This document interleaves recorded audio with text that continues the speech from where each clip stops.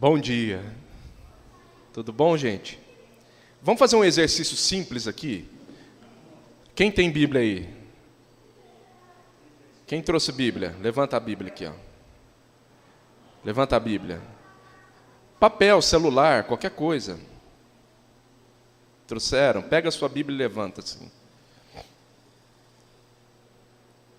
Tem uns que põem a mão no coração assim, né? Porque eu guardo tua palavra no meu coração para não pecar contra ti. Né? Gente, segurou a Bíblia aí? Agora vamos fazer um exercício legal. Fecha os olhos.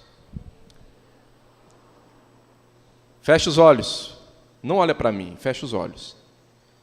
E agora, de olhos fechados, você vai abrir sua Bíblia em Marcos 8. Não, com os dois olhos fechados.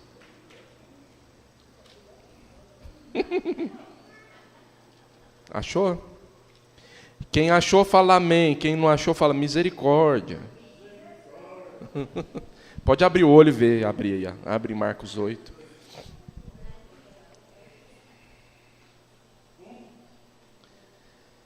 É mais ou menos assim que um cego se sente. Só para a gente entender o que é cegueira. Entendeu? O cego ele tem alguns recursos, softwares que ajudam ele no computador, a navegar na internet, a digitar texto. Ele tem que ler usando outros sentidos. Ele tem que ter a percepção do mundo e das pessoas, do que acontece ao redor, usando outros sentidos. Então, um deficiente visual, para ler, ele tem que passar o dedo, é braille, né, que chama, num papel todo furadinho assim. Ele vai passando o dedo e vai conseguindo ler. É tudo tateando, é tudo no cheiro, é tudo na audição. E uma vez eu conheci uma mulher cega. Vou contar essa história para vocês. Uma vez eu conheci uma mulher cega. Daqui a pouco vocês vão entender por que eu estou contando essa história. Uma vez eu conheci uma mulher cega e ela estava com a filha dela. Eu sabia que ela era cega, conversei, conversamos. Na hora de despedir, eu virei para a cega e falei assim, tchau. E fiquei no vão. Aí, eu tinha esquecido que ela era cega. E aí a filha dela olhou assim para aquela situação, né? Eu com a mão estendida assim, sabe aquela coisa que dura 2 segundos, mas dura uma eternidade? Aí a filha dela foi e pegou na minha mão. Falou tchau. E eu pensei, meu Deus, que vergonha. A hora que ela sair daqui, a filha vai contar para a mãe. Você viu o que ele fez? É lógico que ela não ia falar, você viu o que ele fez, né? Ela ia falar, você viu o que aconteceu? Também ela não ia falar isso. Ela ia falar, olha, o Enoque estendeu a mão para você e eu tive que pegar na mão dele. Então, quem foi o pior cego ali naquele dia? Fui eu. Porque eu vi que ela era deficiente visual, mas eu não percebi momentaneamente aquilo que eu estava fazendo. Eu tive uma visão ali distorcida daquele instante por uma distração que eu tive momentaneamente ali. E muitas vezes isso acontece com a gente. Muitas vezes isso acontece com a gente espiritualmente. Mas assim, eu fiquei com vergonha aquele dia, viu? Eu fiquei com vergonha. Falei, nossa, mas como que eu pude fazer isso, meu Deus? A filha dela olhou numa cara de sem graça para mim, assim, eu fiquei vermelho, aí passou.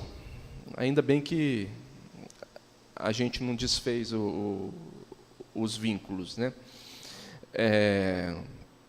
Mas o que eu quero falar aqui é sobre a cura de um cego. Um texto aqui na Bíblia onde Jesus cura um cego. O cego vê? Sim, o cego vê. Mas ele vê o mundo, vê, entre aspas, com outra percepção, igual eu te falei.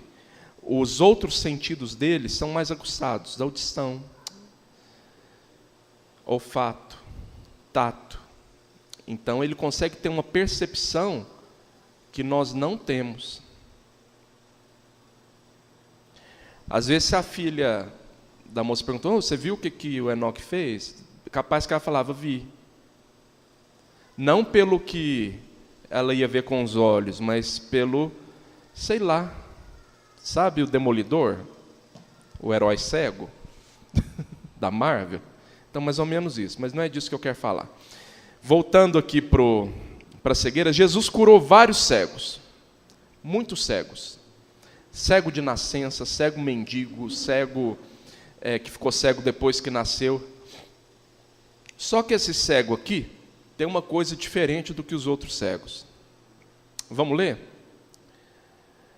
Então chegaram a Betsaida e lhe trouxeram um cego, rogando-lhe que o tocasse. Jesus, tomando o cego pela mão, levou-o para fora da aldeia, e aplicando-lhe saliva aos olhos, e impondo-lhes as mãos, perguntou-lhe, vês alguma coisa?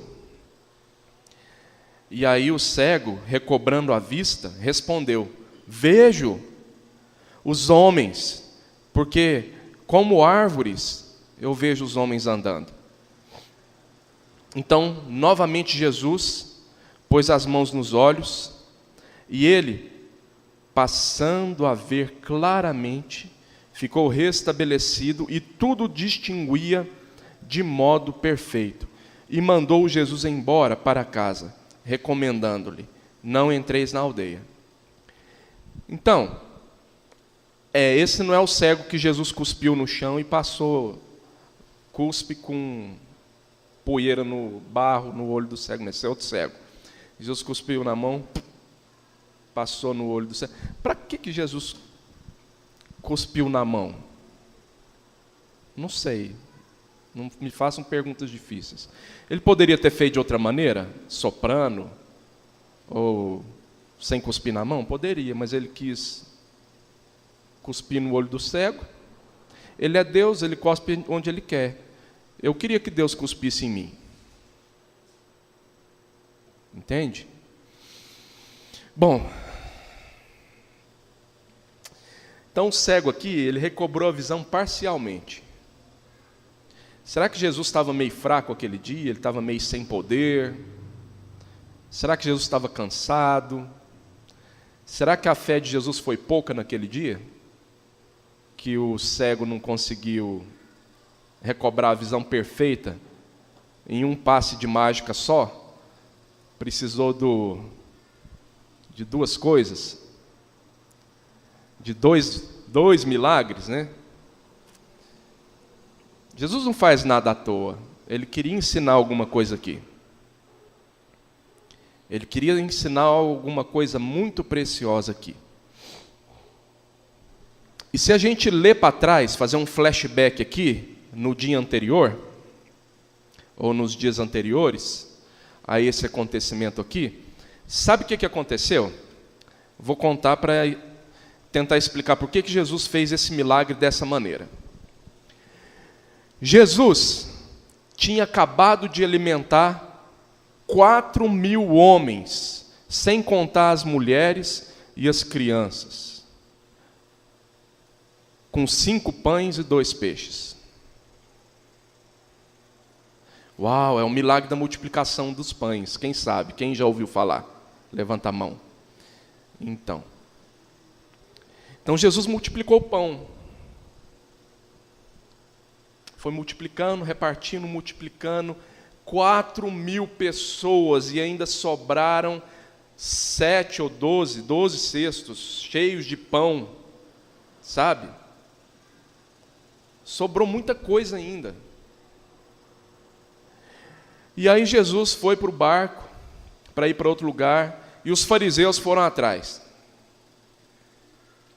E aí, depois de um negócio desse, os fariseus ainda chegaram para Jesus e falaram, Jesus, faz um sinal aí para a gente ver que você é filho de Deus. Aí Jesus arrancou do íntimo do seu espírito um gemido, acho que para não falar um palavrão, e disse: por que pede essa geração um sinal? Em verdade vos digo que esta geração não se lhe dará sinal algum. Gente, tantos sinais que Jesus fazia. Jesus acabou de alimentar 4.000 pessoas, multiplicando pão. E essa geração não ia ver nenhum sinal de Jesus, mesmo Jesus fazendo sinais. Por quê? Porque eles não queriam ver. Porque eles não queriam enxergar, por causa da hipocrisia dos fariseus. Aí continuando. Aí, lá no barco, no meio do barco, os discípulos começaram a treta. Sabe por que a treta? Ninguém lembrou de pegar pão. Mas ninguém... Você não trouxe pão, fulano? Mas que droga, eu achei que você tinha trazido pão. Não, não trouxe. Cara, sobrou 12, sei lá, cesto cheio de pão. Como que a gente vai fazer uma viagem e você não traz pão? E aí começou a treta lá, né? Jesus só escutando a treta. Mas também burrice, né? Não levar um pão. Eu também ia tretar se eu estivesse no barco. Você é burro, hein? Burro. Esquecer de trazer um pão, aí a pessoa que esqueceu ia falar: você também é burro, você também não trouxe. E aí os discípulos todos, nós somos todos burros, porque ninguém lembrou de trazer pão. Mas aí Jesus chamou a atenção deles. Jesus falou: por que vocês tretam sobre o pão, sobre não terdes pão? Ainda não considerastes, nem compreendestes, vocês ainda têm o coração endurecido. Tendo olhos, não vedes, e tendo ouvidos, não ouvis, não vos lembrais. De quando eu parti os 5 pães para os 5.000, quantos cestos cheios de pedaços recolhestes? Responderam eles: 12, Jesus. E de quando parti os 7 pães para os 4.000, quantos cestos cheios de pedaços recolhestes? Responderam: 7, Jesus. É porque Jesus fez 2 multiplicações dos pães. Ao que lhes disse Jesus: não compreendeis ainda, gente? Vocês ainda não entenderam que o que importa aqui não é pão? Vocês estão brigando por causa de pão. E eu já alimentei de uma vez 5.000 pessoas. E vocês estão tretando aqui por causa de um pão. E no versículo 15, Jesus advertiu eles ainda. Jesus falou: vede, guardai-vos do fermento de Herodes e dos fariseus. Sabe o que é o fermento de Herodes e dos fariseus? O fermento dos fariseus, depois a gente pode ler lá, mas não precisa abrir não, em Lucas 12:1. É a hipocrisia. O que cega o fariseu é a hipocrisia, é querer ser alguém que não é. Então essa pessoa tem uma percepção do mundo distorcida da realidade. O hipócrita, ele tem que vestir uma máscara para ser quem ele não é, para que as pessoas vejam quem ele não é. Isso é hipocrisia, é a pompa, é a religiosidade. E o fermento do Herodes é o secularismo. É a gente se importar com nós mesmos, com as coisas desse mundo, com as coisas que estão ao nosso redor aí, e esquecer de olhar para Cristo. O fermento do secularismo é olhar para a nossa própria vida e esquecer de olhar para a vida das pessoas. É enxergar parcialmente, é enxergar só a nossa vida e esquecer de enxergar a vida das pessoas. Então, o que Jesus falou, olha, tomem cuidado com esse tipo de fermento. Tomem cuidado com a hipocrisia. Tomem cuidado com o secularismo. Aí logo depois disso, eles tretam por causa de um pão. Acho que aquele dia não estava sendo muito fácil para Jesus, não. Primeiro os fariseus enchendo o saco, depois os discípulos brigando cegamente ali na frente de Jesus. Aí quando eles chegaram nessa cidade que chama Betsaida, o primeiro milagre que Jesus fez foi curar um cego. Porque Jesus ali, no barco, ele tinha acabado de falar de cegueira e de surdez. Tinha acabado de falar sobre a hipocrisia. Tinha acabado de falar sobre as coisas desse mundo. Então Jesus quis exemplificar um negócio. Sabe o que é?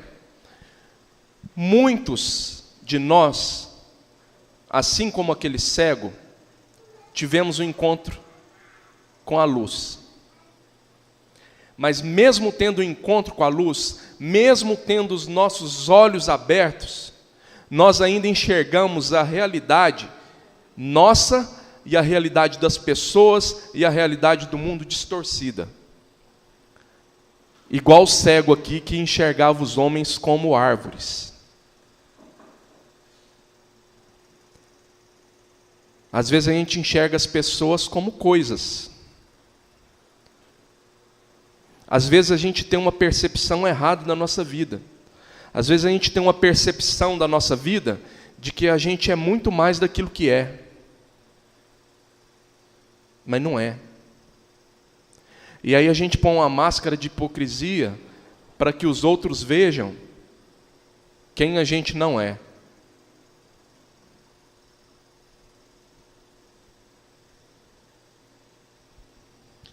E é isso que Jesus está advertindo aqui. Advertindo, não divertindo. Advertindo. Porque diversão ali não tinha, não. Com os discípulos brigando por causa de um pedaço de pão.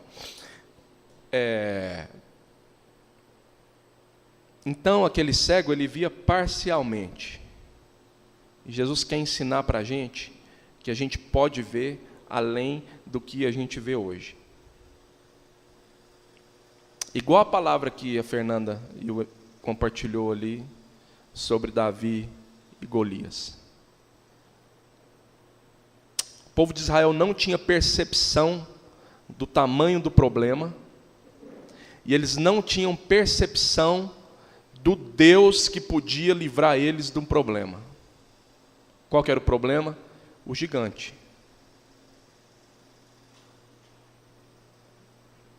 Eles enxergavam o gigante, talvez muito maior e muito mais poderoso do que o gigante era. Medo, desafio, o gigante gritando blasfêmias contra Deus, e os caras mijando na calça de medo. Os soldados do exército com armadura, espada, todo mundo borrando as calças, de medo de um gigante. Chega Davi, um pastor de ovelha, que às vezes não sabia manejar a espada, não sabia manejar um escudo, não conseguia carregar uma armadura pesada, mas ele sabia tocar harpa e atirar com estilingue.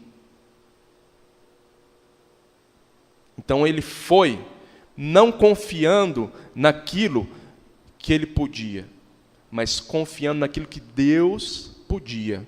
Porque Davi falou assim: porque do Senhor é a guerra. Essa guerra não é minha. Essa guerra é do Senhor.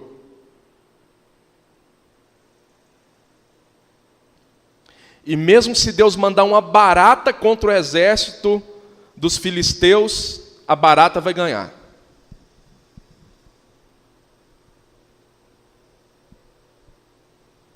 Então, o importante ali não era quem ia contra o gigante, mas era o Deus que era o Senhor da guerra. Deus que é o Senhor da peleja. E eles não tinham essa percepção. Precisou de um pastor de ovelhas matar um gigante de 2 metros e... quanto?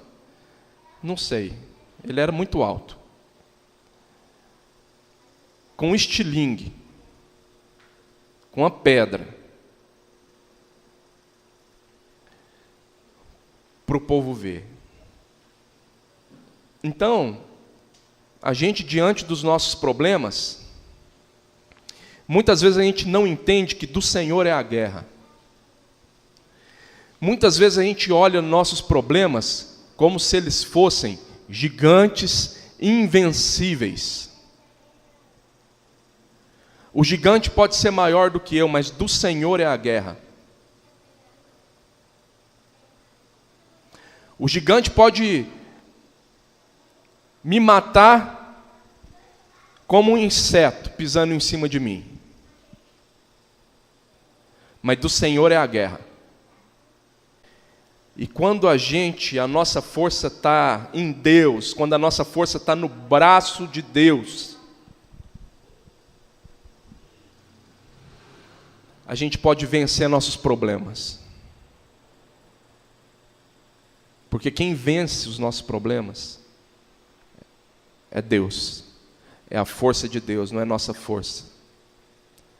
Mas para isso a gente tem que enxergar o tamanho dos nossos problemas, o tamanho das nossas dificuldades e comparar com o tamanho de Deus, com o tamanho do poder de Deus.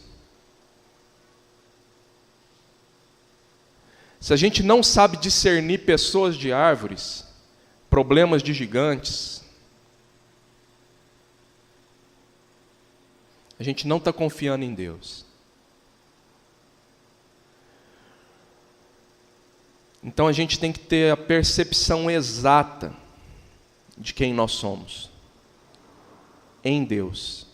Nós temos que ter a percepção e a visão exata de quem é para nós.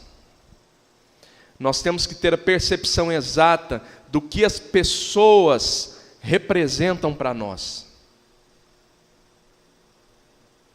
Não são árvores, não são coisas, são pessoas.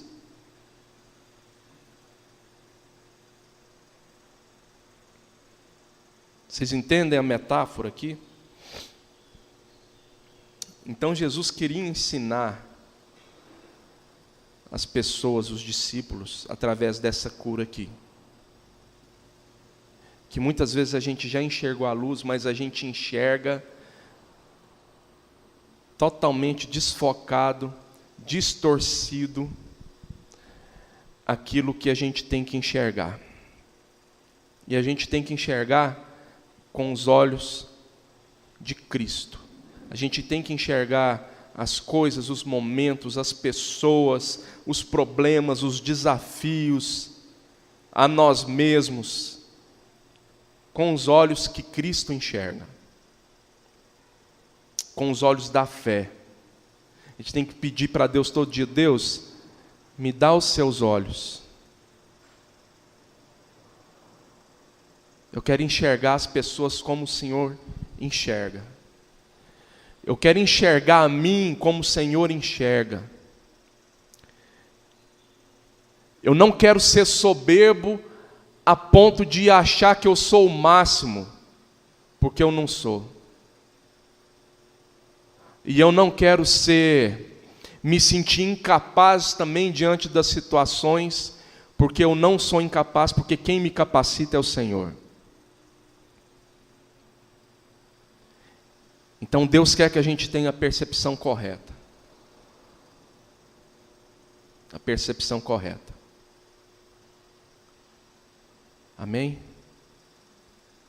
Por fim, Jesus pôs novamente as mãos nos olhos do cego.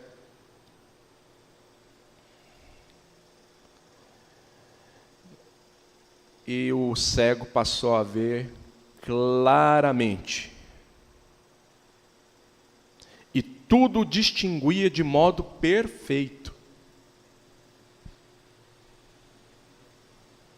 Então, se a gente tem alguma coisa a pedir para Deus hoje, é que a gente tenha discernimento e que a gente possa ver as coisas, as situações, as pessoas, nós mesmos, as circunstâncias, os problemas, as vitórias, de modo perfeito.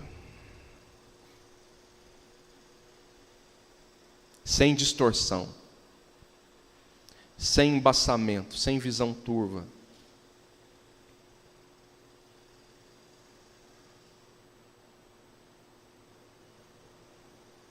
É aí que a gente vai parar de dar a mão para o cego, para ele pegar na nossa mão. Porque a gente vai ter a percepção de que, isso eu estou falando metaforicamente, por favor, de que ele não pode ver eu estendendo a mão. Eu contei aquela história no começo para a gente entender que muitas vezes a nossa percepção anda muito distraída.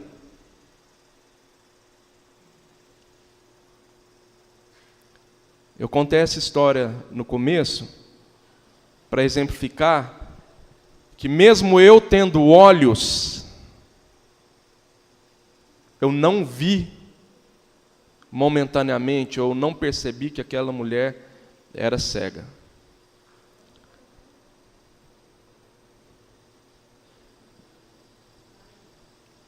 Isso é uma metáfora para as coisas da vida.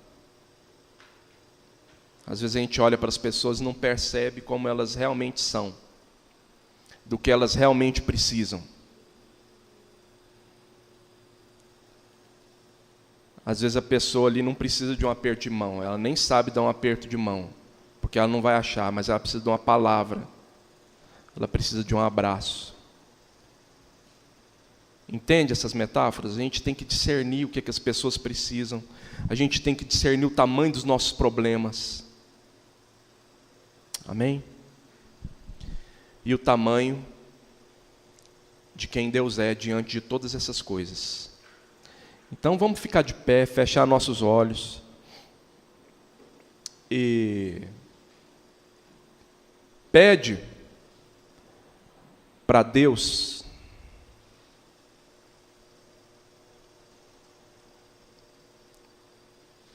te dar uma visão perfeita. Pede para Deus te dar uma visão com discernimento, te dar uma visão visão além do alcance. Amém? Feche os olhos e faça essa oração aí.